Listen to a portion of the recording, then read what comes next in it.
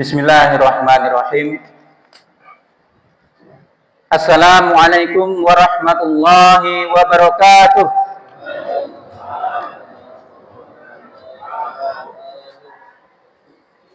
Allahu Akbar, Allahu Akbar, Allahu Akbar, Allahu Akbar, Allahu Akbar, Allahu Akbar, Allahu Akbar, Allahu Akbar, Allahu Akbar, Allahu Akbar kabira walhamdulillahi katsira wa subhanallahi bukratan wa asila.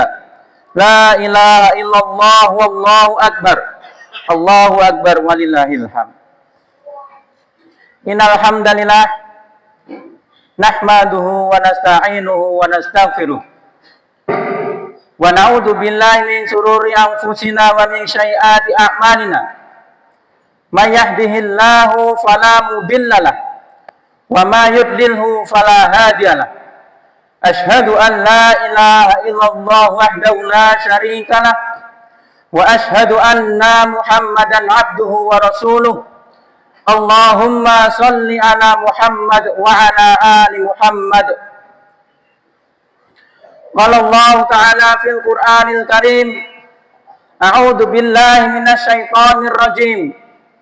Ya ayyuhalladzina amanu taqullaha haqqa tuqatih wa la tamutunna illa wa antum muslimun.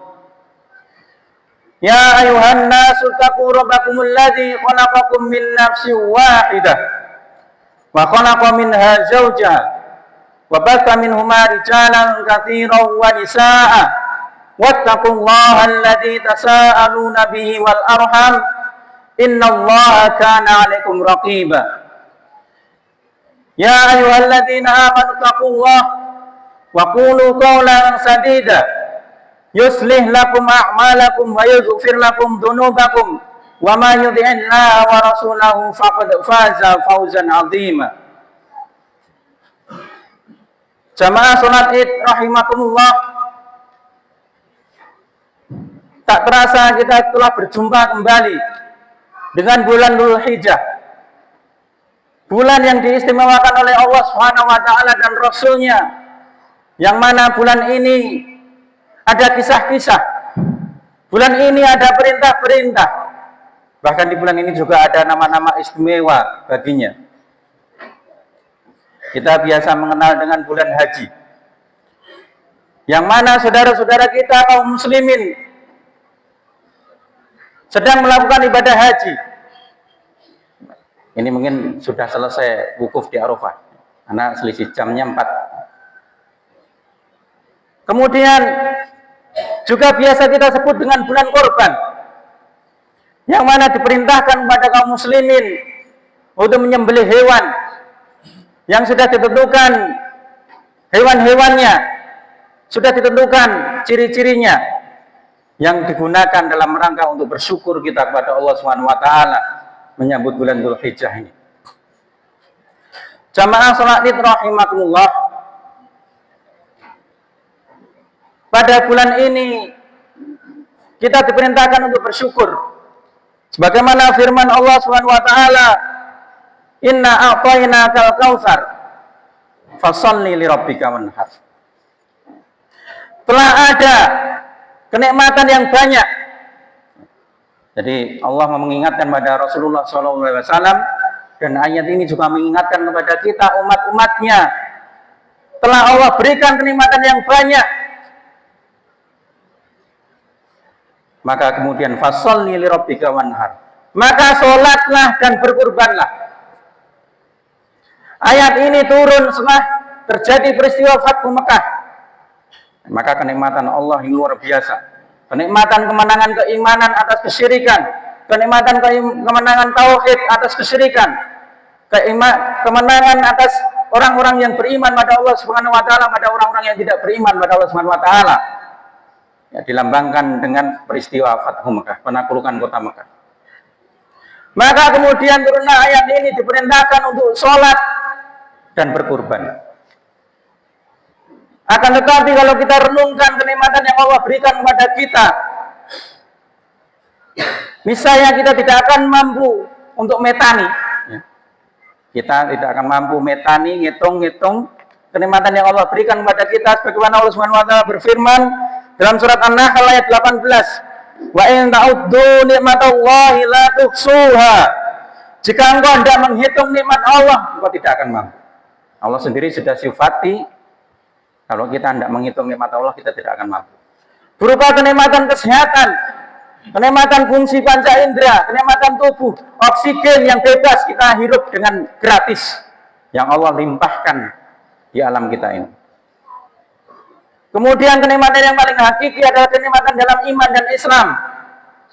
Yang inilah betul-betul nanti akan kita rasakan manfaatnya secara benar-benar, secara luar biasa manfaatnya akan kita rasakan ketika yaumul akhir nanti. Ketika Allah memerintahkan malaikat meniup trompetnya, maka orang-orang yang beriman akan merasakan betapa manfaat iman. Akan menjadi kenikmatan yang luar biasa. Maka disitulah diperintahkan kepada kita untuk bersyukur dengan sholat dan berkurban kepada Allah Subhanahu wa taala. Ketika kita membicarakan bulan Dzulhijjah atau bulan kurban atau bulan haji, maka kita tidak akan lepas dari kisahnya Nabi Ibrahim alaihi salam. Nabi Ibrahim alaihi salam, beliau adalah nabi yang memiliki usia yang cukup panjang. Dikisahkan beliau punya putra. Beliau ini berdoa untuk memiliki keturunan, ini doanya sampai puluhan tahun. Bahkan ada riwayat mengatakan lebih dari 20 tahun Nabi Ibrahim berdoa agar dikarunia anak. Ada yang mengatakan ketika di awal pernikahannya Nabi Ibrahim berdoa untuk diberikan putra, keturunan. Namun ternyata dengan kesabaran Allah berikan keturunan pada saat usia Nabi Ibrahim mencapai 86 tahun. Coba dengan bayangkan. 86 tahun baru punya keturunan. Padahal Nabi Ibrahim seorang nabi, Khalilullah gelarnya. Nabi yang disayangi oleh Allah Subhanahu wa taala, yang paling dekat pada Allah Subhanahu wa taala. Akan tetapi ya Allah kabulkan doanya setelah berpuluh-puluh tahun berdoa. Kemudian pada usia 86 tahun baru lahirlah putranya yang pertama, yakni Nabi Ismail alaihi salam. Apakah selesai? Tidak. Ternyata kemudian Allah uji lagi. Setelah Nabi Ibrahim diperintah untuk bersabar, menunggu doanya terkabulkan. Kemudian setelah doanya terkabulkan, ternyata Allah perintahkan dengan ujian yang sangat berat.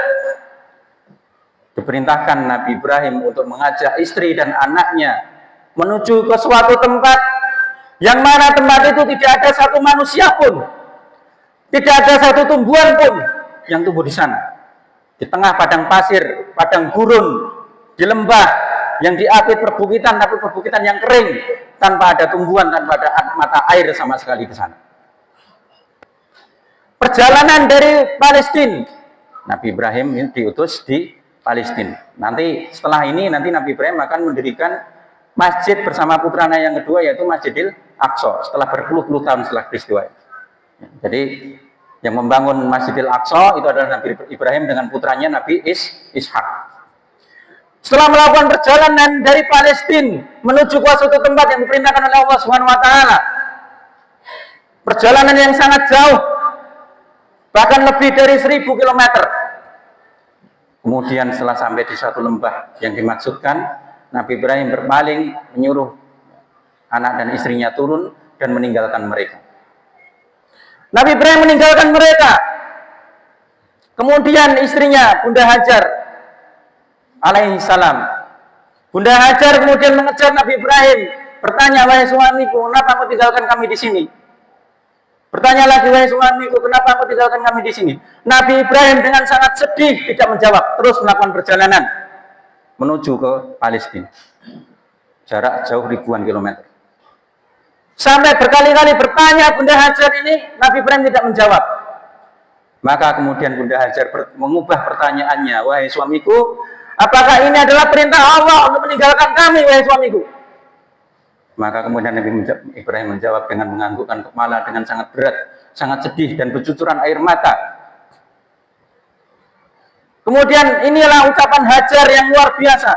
Ucapan seorang wanita yang dididik dengan keimanan.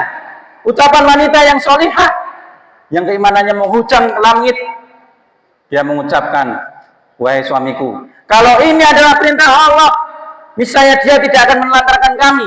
Lanjutkanlah, jalankanlah perintah Allah Subhanahu wa taala, wahai suamiku, sesungguhnya kami akan senantiasa bersabar. Ucapan seorang wanita yang menghujam keimanan dalam hatinya, tertarbiyah dengan pendidikan iman, maka dia tawakal kepada Allah Subhanahu wa taala. Kalau ini adalah perintah Allah, tentu dia tidak akan menyia-nyiakan kami. Maka kemudian Nabi Ibrahim meninggalkan tempat itu. Setelah tidak disaksikannya putra dan istrinya, Nabi Ibrahim berdoa yang diabadikan dalam surat Ibrahim ayat 37.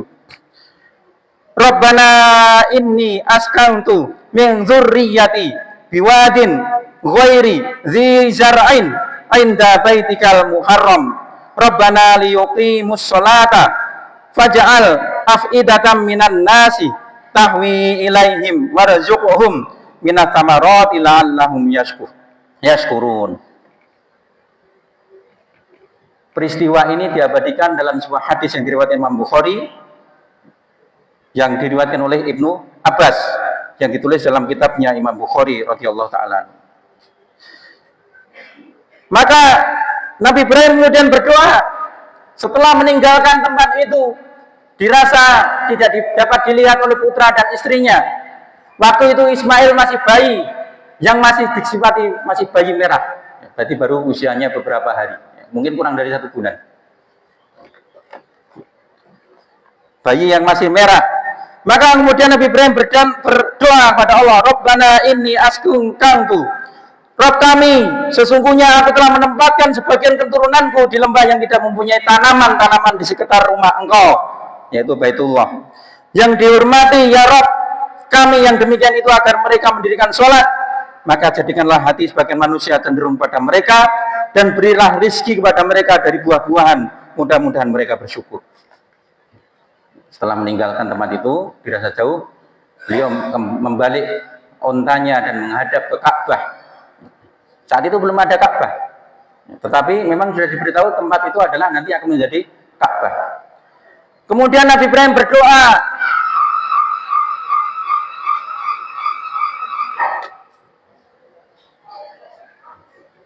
yang diabadikan dalam surat Ibrahim ayat 37. Ya Rabb kami, sesungguhnya telah aku meninggalkan sebagian keturunanku di lembah yang tidak punya tanaman. Tidak ada tanaman di sana. Tidak ada sumber air. Tidak ada manusia sama sekali. Yang demikian itu ya Rabb kami agar mereka mendirikan sholat. Maka jadikanlah hati sebagian manusia yang cenderung pada mereka, dan berilah rizki kepada mereka buah-buahan, mudah-mudahan mereka bersyukur. Kemudian ternyata setelah peristiwa itu, ya sebagaimana kita ketahui, kemudian timbullah sebuah mata air yang kita kenal dengan mata air Zam-Zam. Dengan peristiwa itu kemudian datanglah manusia, orang-orang dari Bani Jurhum, yang mereka hendak berhijrah mencari tempat yang bisa menjadi tempat penghidupan bagi mereka. Mereka mendapati ada burung-burung yang terbang mengelilingi suatu tempat, yang mana mereka ketahui bahwa tempat itu tidak ada air. Tetapi ciri-ciri ketika ada burung terbang mengitari suatu tempat, maka di situ ada sumber air. Orang-orang heran, kemudian memerintahkan untuk mengeceknya. Ya, ternyata di situ ada sumber mata air, sebagaimana sumber mata air yang dikisahkan oleh kisahnya Bunda Hajar dengan Ismail alaihi salam. Jamaah sholat id rahimakumullah. Kemudian setelah itu beberapa waktu setelah Ismail mencapai usia remajanya, kembali Allah memerintahkan kepada Ibrahim untuk menyembelih putranya. Kemudian terkenal dengan surat As-Saffat ayat 102. Qala ya abadi if'al ma tu'mar satajiduni insyaallah minas sabirin. Ismail menjawab, ya ayahku, lakukanlah apa yang diperintahkan oleh Allah SWT kepadamu.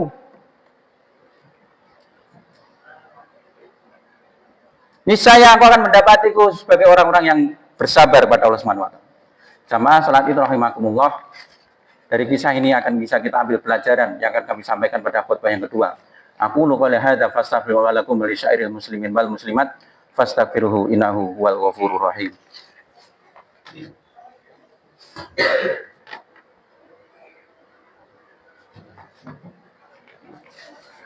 Alhamdulillah hamdan katsiran thayyiban mubarakan fih.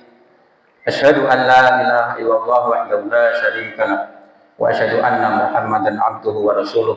Allahumma shalli ala Muhammad wa ala ali Muhammad. Qala Allah ta'ala fil Qur'anil Karim, a'udzu billahi minasyaitonir rajim. Ya ayyuhalladzina amanu taqullaha haqqa tuqatih wa la tamutunna illa wa antum muslimun. Allahu akbar, Allahu akbar, Allahu akbar, Allahu akbar, Allahu akbar, Allahu akbar, Allahu akbar, la ilaha illallah, Allahu akbar, Allahu akbar, walillahil hamd. Jamaah salat Id rahimakumullah. Pada khutbah yang kedua ini kita ingin mengambil ibrah, pelajaran berharga dari kisahnya Nabi Ibrahim, Bunda Hajar dan Nabi Ismail. Yang mana yang pertama adalah ketika orang-orang yang beriman pada Allah dan Rasul-Nya, hatinya telah terdidik dengan keimanan.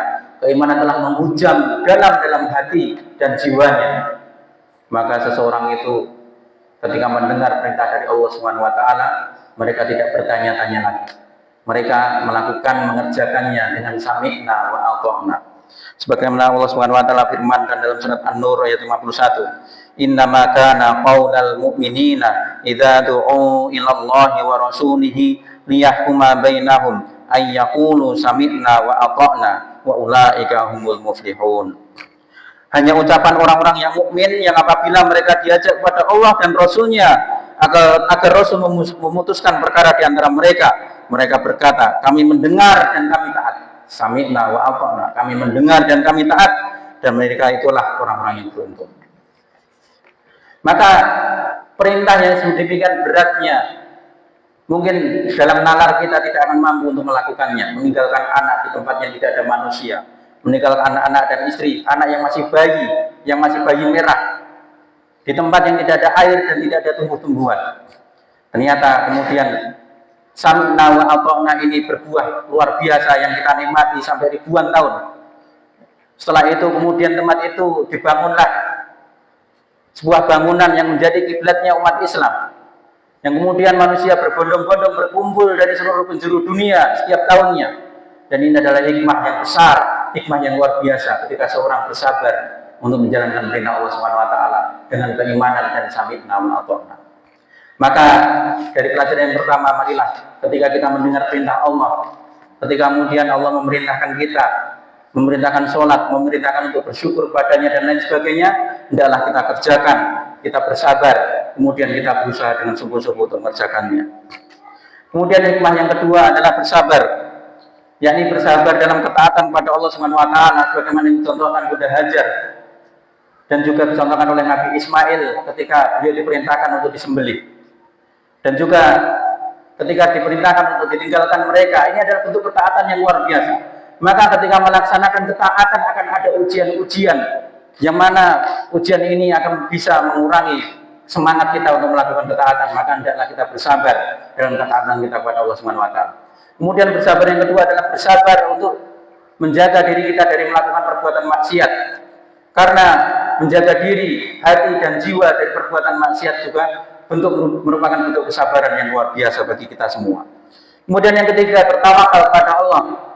Seseorang yang sudah diperintahkan oleh kepada Allah Subhanahu wa taala, kemudian dia sami'na wa ata'na, dia mendengar dan taat, maka kemudian tidak ada jalan lain bagi dirinya selain bertawakal kepada Allah Subhanahu wa taala. Bunda Hajar kemudian mencari air, berusaha mencari air, bolak-balik dari Safa dan Marwah 7 kali. Yang kemudian setelah itu Allah jadikan ada sebab keluarnya air di antara lembah Safa dan Marwah yang kemudian menjadi sumur Zam-Zam. Bentuk tawakal yang luar biasa. Dari sumur Zam-Zam ini kemudian mengundang orang-orang dari Jurhum, yang kemudian mereka datang kemudian mendirikan pemukiman dan menjadi kota.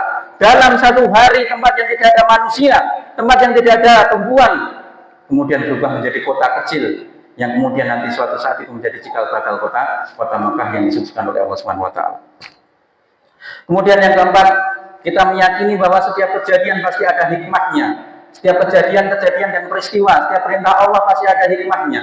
Walaupun terkadang hikmah itu tidak kita ketahui kapan datangnya, walaupun kemudian mungkin kita tidak tahu apa hikmahnya, tetapi ketika kita menjalaninya, kita harus bertawakal dan bersabar. Kita yakin bahwa ini ada hikmahnya, kita yakin ini ada kebaikannya. Walaupun kemungkinan kebaikan-kebaikan itu bisa jadi datangnya lama, bisa jadi datangnya setelah yang melakukan ini sudah tidak ada, bisa jadi sesuatu itu menjadi sebagaimana harapan ketika orang yang pelakunya adalah sudah meninggal dunia. Sebagaimana kota Mekah menjadi makmur sentosa setelah Nabi Ibrahim telah wafat. Maka marilah kita jadikan peristiwa ini menjadi pelajaran bagi kita semua, sehingga menjadi refleksi bagi kita mencintai kisah Rasulullah SAW, kemudian kisah Nabi Ibrahim yang menjadi inspirasi besar bagi kita untuk merenungi bulan-bulan ini, bulan Dzulhijjah ini, untuk kita agungkan bulan Dzulhijjah ini dengan sholat dan berkurban pada Allah Subhanahu wa taala. Demikian yang dapat saya sampaikan, semoga bermanfaat bagi saya sendiri dan juga jamaah semuanya. Marilah kita tutup dengan doa bersama-sama. Innallaha wa malaikatahu yusholluna 'alan nabi ya ayyuhalladzina amanu shallu 'alaihi wa sallimu taslima. Allahumma shalli 'ala Muhammad wa 'ala ali Muhammad kama shallaita 'ala Ibrahim wa 'ala ali Ibrahim innaka Hamidum Majid. Allahumma barik 'ala Muhammad wa 'ala ali Muhammad kama barakta 'ala Ibrahim wa 'ala ali Ibrahim innaka Hamidum Majid. Allahumma ighfir lil muslimina wal muslimat wal mu'minina wal mu'minat al ahya'i minhum wal amwat innaka sami'un qaribun mujibud da'wat. Allahumma ansuril muslimina wal mustad'afina fi kulli makan. Allahumma ansuril muslimina wal mujahidina fi Filistin. Rabbi ij'alni muqimi sholati wa min dzurriyyati rabbana wa taqabbal du'a. Rabbana ghfirli wa liwalidayya wa lil mu'minina yauma yaqumul hisab. Rabbana la tuzigh qulubana ba'da idh hadaitana wa hab lana min ladunka rahmah innaka antal wahhab. Rabbana hab lana min azwajina wa dzurriyyatina qurrata a'yun waj'alna lil muttaqina imama. Rabbana dhalamna anfusana wa in lam taghfir lana wa tarhamna lanakunanna minal khasirin. Rabbana atina fid dunya hasanah wa fil akhirati hasanah wa qina adzabannar wa qina adzabannar wa qina adzabannar. Akhiru dawana assalamualaikum warahmatullahi wabarakatuh.